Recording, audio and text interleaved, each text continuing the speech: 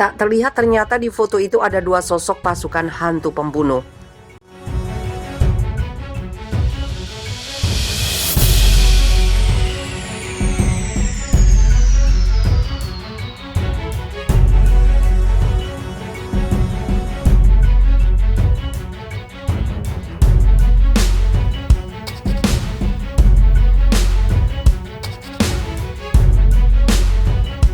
Coba perhatikan dengan seksama foto utama berita FIFA Militer edisi Rabu 14 Juli 2021 ini. Apakah Anda melihat sesuatu yang janggal? Perlu Anda ketahui, foto ini diambil di sebuah perbukitan di Turki. Letaknya dirahasiakan oleh militer negeri bulan sabit. Foto itu diabadikan dengan drone khusus yang diterbangkan dalam sebuah latihan. Jika Anda seorang yang jeli, maka akan terlihat ada dua sosok berbahaya yang terekam. Jadi foto itu direkam khusus untuk menggambarkan bagaimana berbahayanya pasukan rahasia Turki bagi musuh-musuhnya. Sebab keberadaan nyaris tidak terlihat bagaikan hantu karena terkamuflase dengan kondisi alam di sekitarnya. Pada gambar itu sebenarnya ada dua sosok penembak jitu terbaik militer Turki. Mereka dalam posisi siap siaga, melepaskan tembakan mematikan bagi siapa saja yang jadi target.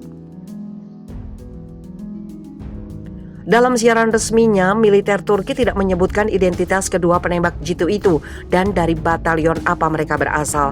Hanya saja dipastikan mereka merupakan pasukan penting penentu kemenangan di medan perang.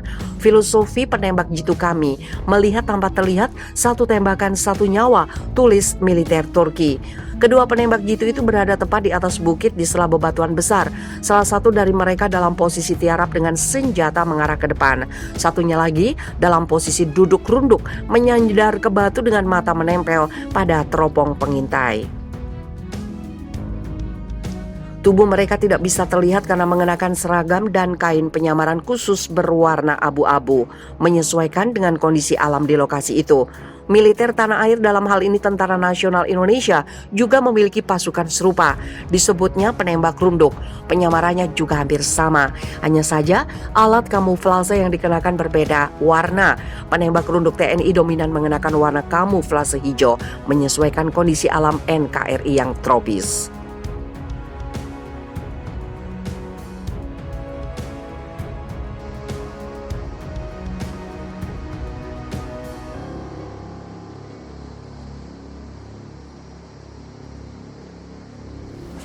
Arab Saudi mencekam ledakan besar terjadi dekat Istana Raja Abdul Aziz. Arab Saudi mencekam ledakan besar terjadi di kota Al-Qarts. Suara dentuman terdengar dan membuat kepanikan warga. Berdasarkan informasi yang diterima FIFA Militer, ledakan terjadi pada Rabu pagi 14 Juli 2021 waktu Arab Saudi. Ledakan terjadi sekitar pukul 5:01. Bola api besar terlihat berkobar dari kejauhan disertai kepulan asap hitam pekat yang mengangkasa. Jerit ketakutan warga pecah seketika. Menurut juru bicara Kementerian Pertahanan Kerajaan Arab Saudi, Brigadir Jenderal Turki Al-Maliki, ledakan itu bukan sebuah serangan rudal balistik yang dilancarkan militer musuh ke kota Al-Qarts, tapi ledakan itu berasal dari sisa-sisa amunisi dan senjata yang sudah tidak terpakai lagi. Ledakan tidak disengaja dari sisa-sisa persenjataan yang tidak dapat digunakan yang disiapkan untuk dipindahkan di salah satu tempat pembuangan di Kars, kata Brigjen Turki Al-Maliki. Brigjen Turki Al-Maliki memastikan tidak ada korban luka dan korban jiwa dalam ledakan itu. Meski begitu, penyebab ledakan telah ditangani pihak keamanan setempat. Kota Al-Qarts merupakan salah satu wilayah terpenting bagi Arab Saudi. Di kota yang berada di Arab bagian tengah provinsi Riyadh ini banyak terdapat bangunan bersejarah. Salah satunya ialah Istana Raja Abdul Aziz. Sekedar diketahui, situasi di Arab Saudi tegang akhir-akhir ini, apalagi setelah militer Yaman menembakkan sejumlah rudal balistik ke wilayah selatan Kerajaan Arab Saudi. Yaman menyerang Arab Saudi dengan tujuan membalas serangan brutal ke negara itu yang menyebabkan terjadi pertumpahan darah di Yaman.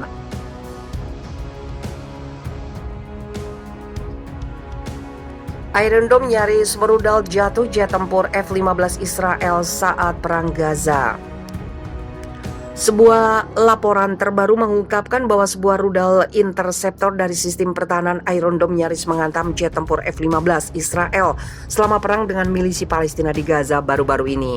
Angkatan Udara Israel pada hari Rabu mengakui insiden yang hampir menjatuhkan pesawat tempurnya sendiri tersebut.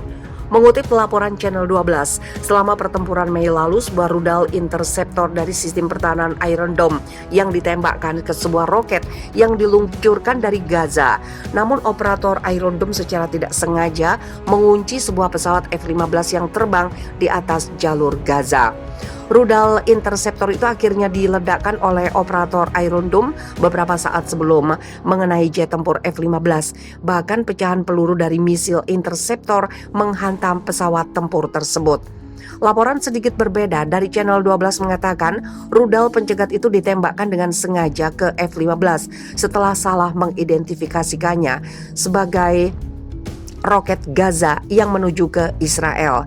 Itu adalah keajaiban bahwa tidak ada yang terluka, bunyi laporan tersebut yang dikutip Time of Israel, Kamis 15 Juli. Kedua laporan stasiun televisi itu mengatakan IAF mengkonfirmasi insiden tersebut memang benar-benar terjadi dan mencatat bahwa itu terjadi pada puncak konflik selama rentetan berat roket yang ditembakkan ke Israel dari Gaza.